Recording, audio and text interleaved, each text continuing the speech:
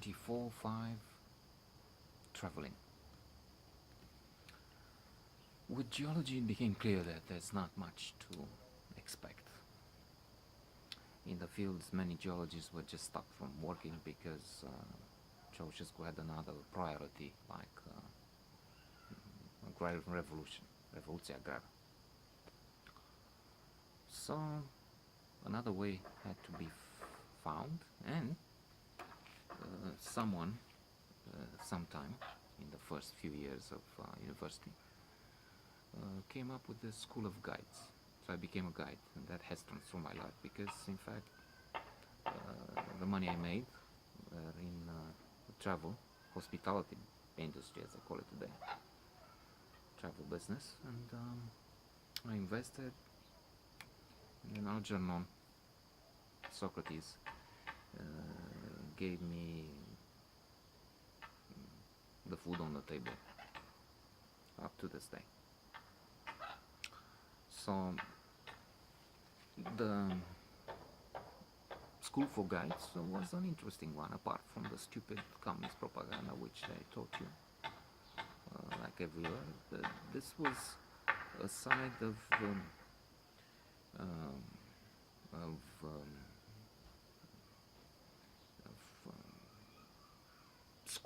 schooling, which was more businesslike, if you will, because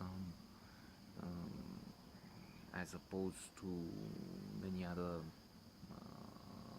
socialist communist things, this was addressed to foreigners, captains who would have no bullshit, no nonsense. I mean, you either give them a service or you don't. So they had to be concerned, willing to instruct people like me and others to offer a good service.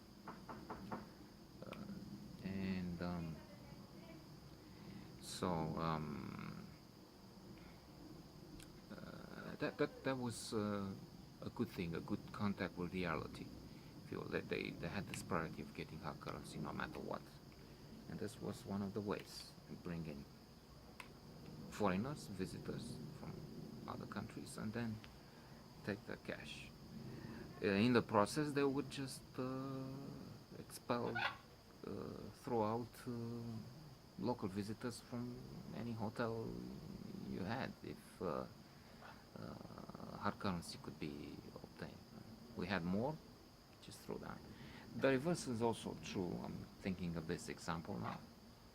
When I had two buses, I mean, I was in one bus, there was another woman guide in the other, who was gentler, so unable to cope with a harsh situation in Timișoara.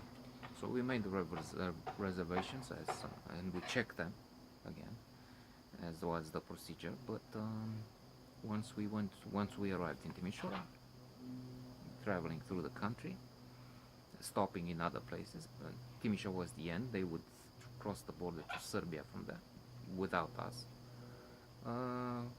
We discovered we had no rooms. I mean, in the Continental Hotel, arrogant people. Actually, in Timișoara, I had these experiences. I'll come back to this later, where they believe they're much better than the rest, especially those from Bucharest. In a way, granted, they proved it. The revolution was started by them there, not here. I mean, without them, we would have to wait, who knows, a few years. Maybe we would be the North Korea of Europe, even now. They, as I said, they started. So at the hotel they said, yes, a group. We had like 50 rooms we needed, 80 people, but then not all of them have doubles, so it's not just 40, it's 50 or more actually, with singles. Many would be single and had single rooms. So I said, no, we only have 8 rooms free, but we checked the reservation.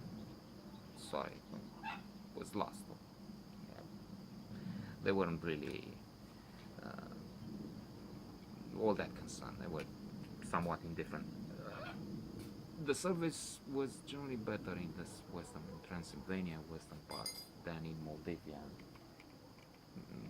maybe even the south, except for Bucharest. But in terms of attitude, as I said, it was rather arrogant quite often. So that was one of the most terrible experiences I ever had. Maybe it toughened me. I'm sure the anger, frustration I experienced once in a while can be traced to such incidents. One would be this, because I went through hell trying to find rooms in all the hotels of Timișoara.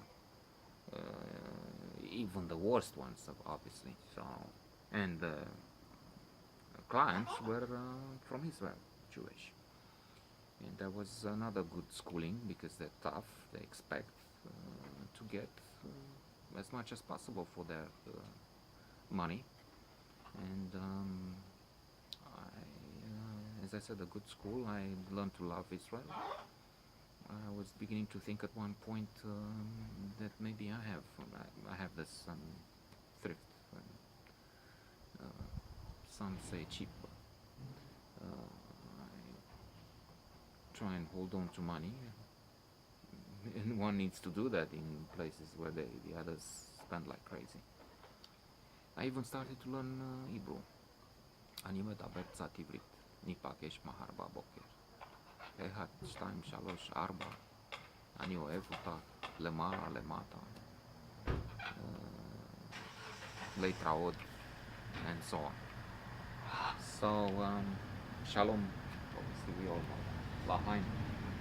Well, that's the end for now. להתראות.